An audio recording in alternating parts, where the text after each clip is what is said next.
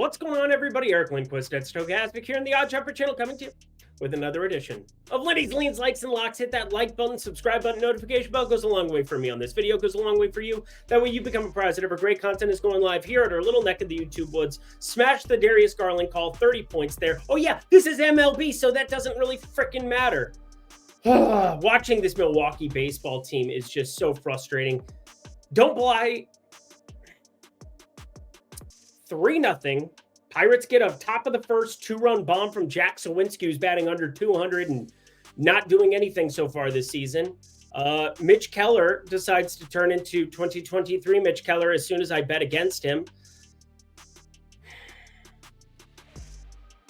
But we got a lot to talk about here. We got 16 games in MLB, lots of betting opportunities, no locks on the card as of right now. We'll probably have a couple in that premium Discord. You can sign up for that down below. We'll talk Odd Chopper here as well. One of those things where overall, feel like I've got a good read on the situation here. Feel like I have a lot of plays. We've got a first five that's making an appearance here today as well. This shirt should never be worn on my camera, apparently. It doesn't matter. Who cares? Producer Jacob, hello. Hi. Let's get to the picks. We begin our morning walk in the morning, depending on where you are. If you're, it's like 10 a.m. on the West Coast, 1 p.m. Eastern time here. We got Phillies, we got Mets, and a couple of pretty darn good pitchers, Aaron Nola and Mr. Buto here. But I will start with the Aaron Nola side because he's coming off of just getting absolutely shelled and went through some of his stuff. 253 expected batting average, not exactly ideal, but 3.74 expected ERA. It's hard to do a whole heck of a lot better than that in a lot of ways, shapes, and forms. But 4 earned that he gave up there to Toronto. It's one outing, and one outing does not a pitcher make. We have accumulated sample size on him for years and years and years. And you go to the velocity report on him, it is down 1.2 miles per hour. So he's not the same version of himself, but overall, nothing absolutely crazy. Just think the Mets are just a tough team to be striking out in general, tough team to be pitching against this season, sitting with just a 20.3% K rate against righties and a 104 WRC plus, above average. So there's that. As for the Phillies, they ended up giving a maintenance day to JT Realmuto, Kyle Schwarber there. So just be on the lookout. I think they're both there. But we are going to be going up against Jose Buto, who's been pretty darn good. Just a pitcher that I didn't really see coming. 225 expected batting average, 25.2% K rate, has that 12.6% walk rate and negative regression to 4.32 expected ERA. So if you really want it, because I know a lot of people always ask me, Eric, do you have any plays on this island game? It's the only one. It's an island, boy. It's the early morning. Kind of. Over 7.5 is okay. Again, it's just Nola, I think, has been pitching all right. Buto, I expect negative regression. It's kind of like on the middle of it. So if you really wanted over 7.5, I think is the way to have exposure to this one right out the get-go. Maybe we take a look at props and find something, but I won't be putting it on my card as it stands right now unless the odds get a little bit better. There's nothing that says hell like Washington and Chicago playing a doubleheader. What? All right, I'll talk you through the pitching matchups. I just want to let you know right from the get-go that I'm not a fan of betting this one. We got the first one, Trevor Williams, Chris Flexen. Game 2, Mitchell Parker, Eric Fetty. But yeah, it's kind of an interesting one. As far as game 1 goes, I will say that Trevor Williams, can't believe I'm saying this, 330 expected slugging, 279 expected xWOBA there. He's been okay. Like, he's actually been okay. As for Chris Flexen, he has not been okay and problematic. And really, I think the value side is Washington on both of these, if we're going to be honest, because then you go to game 2, Mitchell Parker, Eric Fetty. Fetty's been the better pitcher between the two over the course of like this season. Again, I can't believe Eric Fetty is bright red on my sheet. It is what it is. But Mitchell Parker, I like the stuff. 20.6% K rate isn't very good, though. I don't know what is happening there with the splitter for the southpaw. Don't really feel like we have to be firing this one up in any capacity. I mean, Chicago is so egregious, though, in terms of WRC plus against lefties, 52. I haven't seen a number that low forever, so I'll at least throw it out there. Again, if it ends up being this exact scenario, I'm leaning towards Washington in both, but it's Washington and the White Sox. Enjoy if you really need it. I probably won't have exposure to anything, except for maybe I do take a shot with Mitchell Parker because the White Sox, while they're bad against righties too, they are really bad against lefties.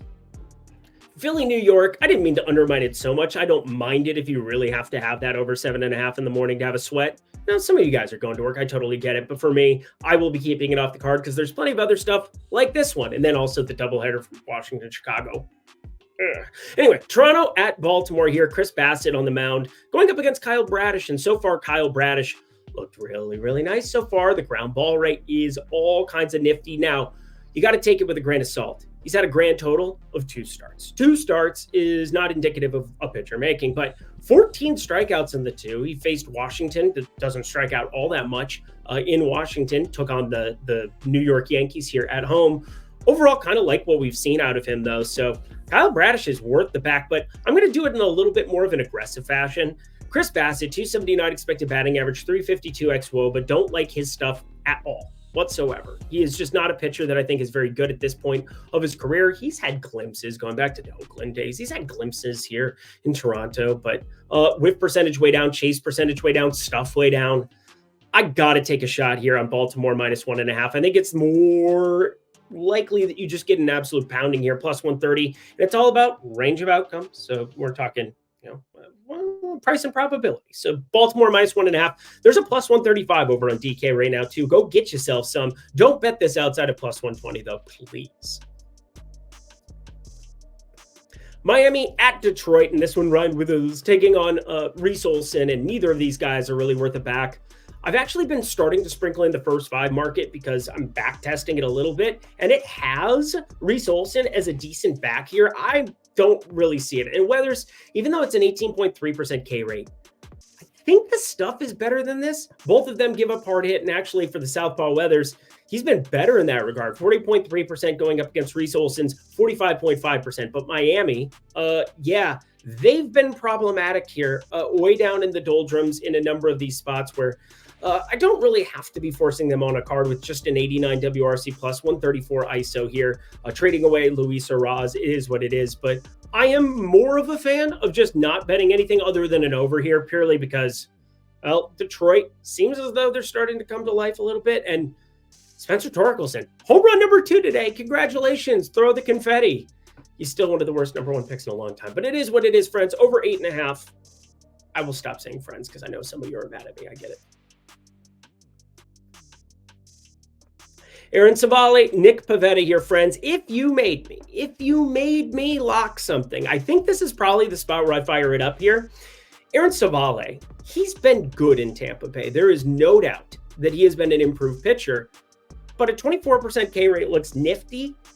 But the fly ball rate sitting here at 27.4%, just a 31.5% ground ball rate.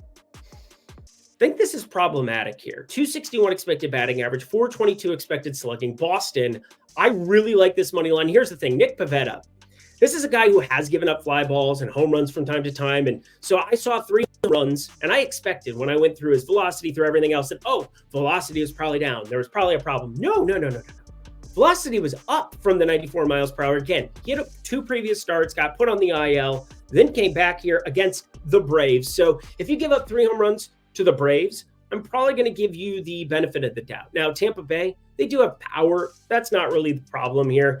I think the problem is that Tampa Bay is not as good with the pitcher that they have on the mound as opposed to what Pivetta can be. Now, Pivetta, only 59 pitches last time out, 65, 70 here, but then turns over to the bullpen. Always nice to be getting a bullpen type situation here. So I think the Boston money line's a really advantageous spot. I'm actually, with that fly ball rate, going to be looking at home run props here. Going to definitely try to find something there. Aaron Savale, he's been good, but Tampa Bay, a little bit different here than Fenway. This is pretty great all around, though. OS Premium Tools, Discord Insider Access, $14.95 weekly, $49.95 monthly. If you want to check out the Positive EV tool where you can find tons of bets, whatever state you're in, wherever you have legalized betting. And hey, we even have the fantasy optimizers for the people playing pick 'em up there at the top bar of OddsShopper as well. But great opportunity for you to dabble in those streets. Again, OS Premium Tools, Discord Insider Access, all in one place. The Discord, that's where you get my premium betting card Monday through Friday. That's where you can get everything, exposure to all of the great bets from Greg Ehrenberg, from Isaiah Suarez, from everybody you know and love, Eitan Shander. It's a great opportunity to jump into a great community and start winning some money here. That is good times. And if you use promo code Lindy, Lindy, because I got a 20% off Expert Picks, Discord, Premium Tools, all in one package. Back to the picks we go. Oh, yeah, we definitely had Rhys Hoskins leave that game after hitting a single. That's not exactly ideal. You replace him with, what did they replace him with? Perkins, and then they switched Jake Bowers to first base and the whole thing. Anyway, that was a long time ago. Just wanted to get updated on it. 5-0 now. 5-0. Great. O'Neal Cruz gets another hit. Great. Anyway, we're done sweating that one because that one's just absolutely toast. But we move ourselves on to one that I'm a little surprised didn't end up on the card. Jameson Taillon, Chris Sale. I gotta say that I think both pitchers have been decent here. Chris Sale doing what he does, being the strikeouts. The strikeouts are there yet again, 30.6%. He's been awesome, sub 30% hard hit. But shout out Jameson Taillon for some improvements. 244 xWOBA, 32.9% hard hit, only a 4% barrel percentage. He's right-handed. Chris Sale's left-handed. Working through these numbers on the Cubs. Obviously, there's some righties looking at you, Christopher Morel, that can give Chris Sale troubles. But I'm a little surprised to see 8.5 hanging up here. I thought that this would end up on the card, but it's ever so slightly not there right now, mainly because it's juiced pretty decently up there, minus 115. We'll see if the numbers change a little bit here. If you gave me like a standard or like a minus 105, 8.5 here, I would be pulling the trigger, I think, on that. So watch this line a little bit. I think this is one of those things. I do this the night before because we're looking for value early, trying to lock it in, beat closing lines. And then, in the morning of, we can assess there as well. We can look at the prop market. We can look other places as well. But under 8.5, can't believe it's not on the card. Might have to revisit in the morning. Totally know why this isn't on the card. Carlos Rodon going up against Chris Paddock. And Paddock, I think you know by now, I definitely don't believe in him, although the results have been there in a pretty prominent way. The Ks have started to rise back up now, 22.2% K rate, which doesn't sound like a lot, but he's actually been a better pitcher than I've given him credit for. And now finding strikeouts, 6 against Boston, 10 against Seattle, although Seattle, you strike out them, it's kind of like striking out. I don't know. Hopefully Brady Singer goes for 1 billion strikeouts tonight. Ended up betting some alternate lines on him there. But Carlos Rodon, lefty here, 44.4% hard hit, not good. Fly ball rate, not good. But wind's blowing in here in Minnesota a little bit, and that's why you're not seeing 8.5 here for two pitchers that, once again, Yankees, Twins, straight up here. I think the Minnesota side is probably the value side of this, so I'm going to put the lean there. But I want to at least throw out that this is a pitcher I don't believe in, even with the wind blowing in. If Juan Soto's north of plus 400, you pull the trigger, right? I think you just pulled the trigger. Juan Soto, one of the best hitters in baseball for years, and now really showing out with a 60.1% hard hit that is higher than Judge and Stanton. 631 expected slugging against any righty. Something to be paying attention to. Kind of had two plays there. Kind of talking through two plays here. Son of a priest, a man, going up against Mr. Ross. And I'm not a big fan of this spot. Now, obviously, I'm really not a big fan of Milwaukee here at the moment as they are getting the floors scrubbed with them. Absolutely talked Milwaukee into 0, a big fat 0. Mitch Keller, what is even going on here at the moment? What am I even witnessing? Oh, they got out of that. All right, so it's 5-0 going to the bottom of the 7th. Going to need a miracle. All I need is a miracle. All I need. Whatever, Milwaukee on the run line. Again, neither of these are very good pitchers. A little surprised to see minus 155, but with Rhys Hoskins getting dinged up and leaving that game, I mean, even before that, this was going to be a lean. Now it would actually probably move to the other side. Rhys Hoskins been pretty damn good hitter. That is an omission in this lineup if he's actually dinged up. So I'll revisit this in the morning as well. Think you should as well. But if you made me do something Milwaukee on the run line, because Priester is just that bad. We had to Arlington. Feel pretty darn good about this one. Cleveland taking on Texas. Ben Lively, he's been worrisome and actually just a little gun shy of pulling the trigger on a lock here either. But 20-degree average launch angle, not ideal against guys who hit it high and far. 43.4% hard hit, but he has the strikeout stuff, 23.4%. Limits batters or extra batters there, 8.1% walk rate. But Jack Leiter's the real reason I want to pull the trigger here. He's one of the more heralded rookies in a long time, and for no reason at the moment. 24 years old, second pick out of Vanderbilt. I don't know what he's doing, but it hasn't been pretty. He's faced two pretty dog shit organizations, that being the Detroit Tigers and Oakland.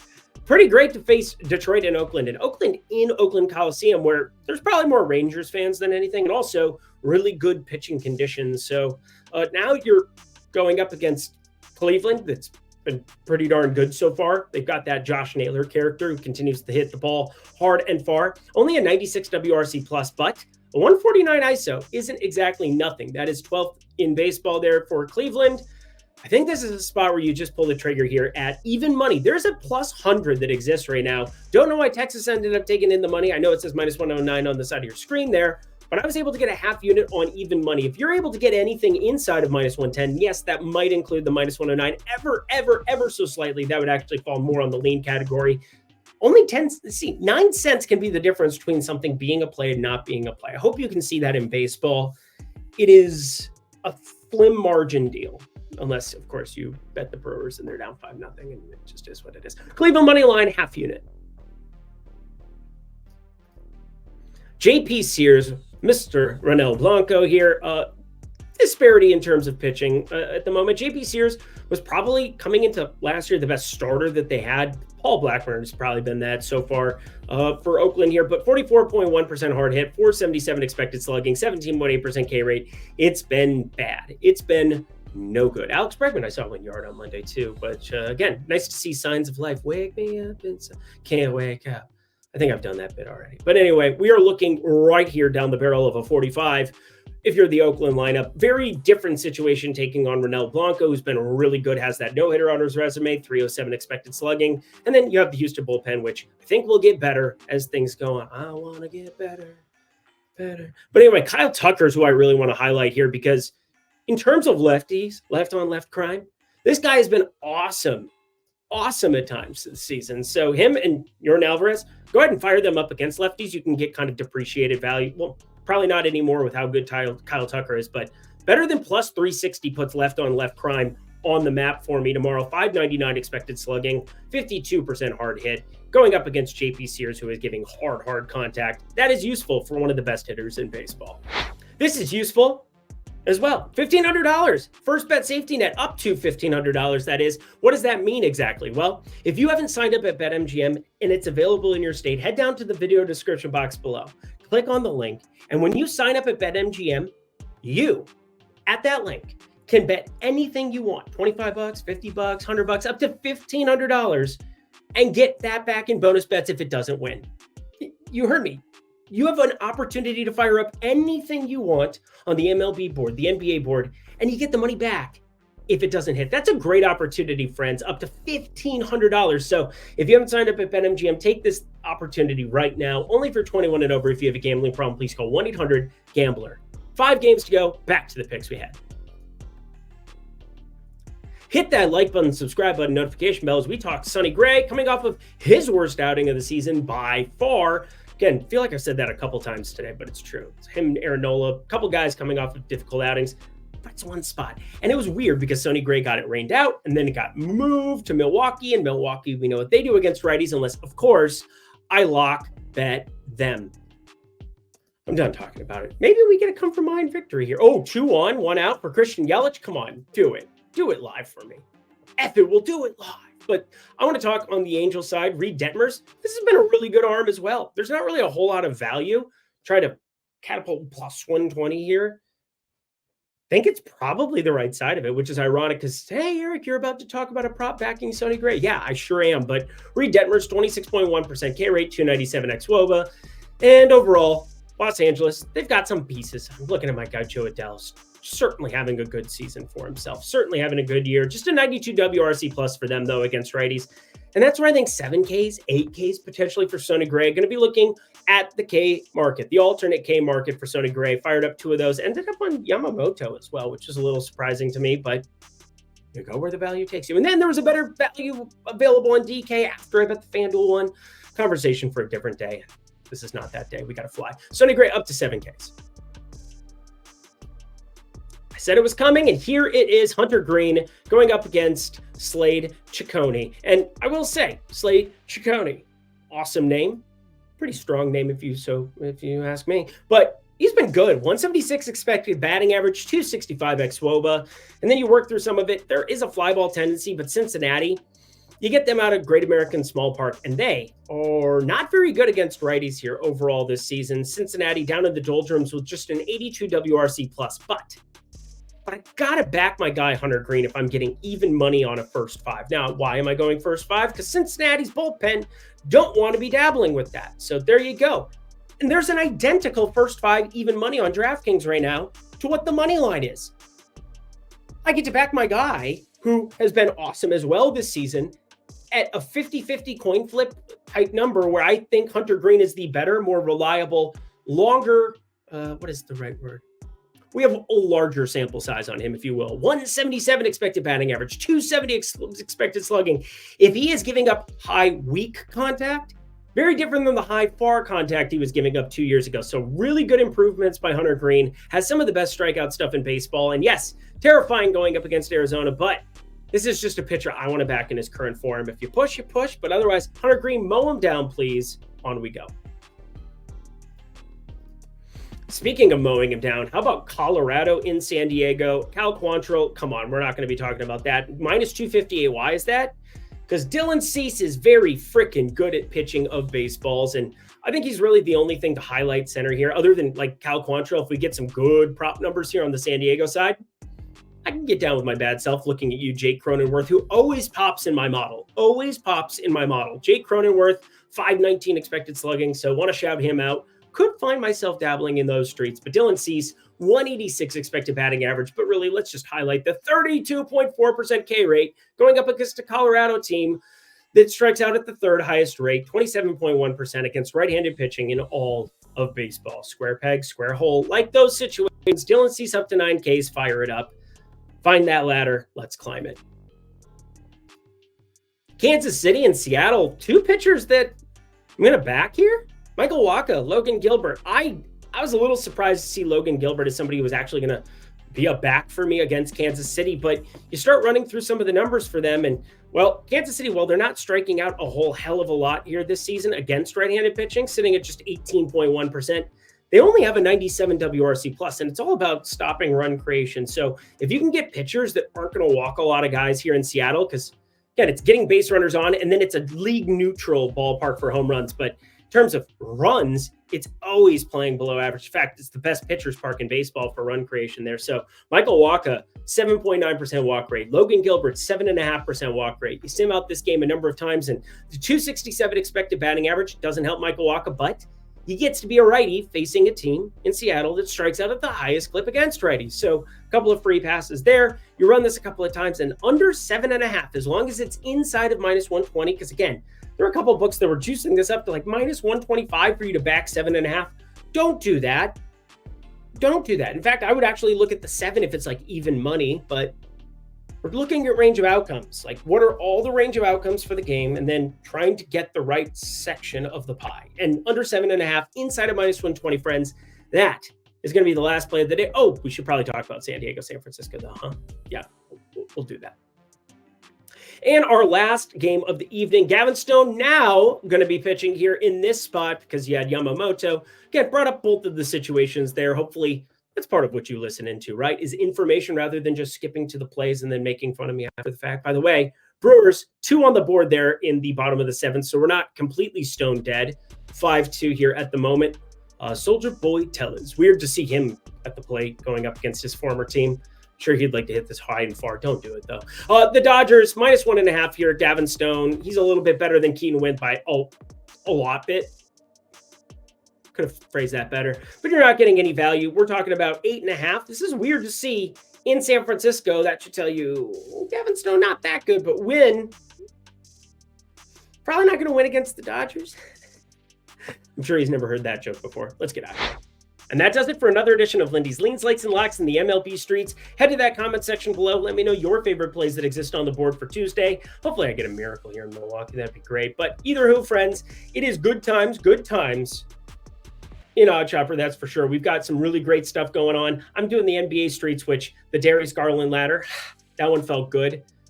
Felt really good. Donovan Mitchell ended up sitting. That was useful. We've smashed play-in tournament.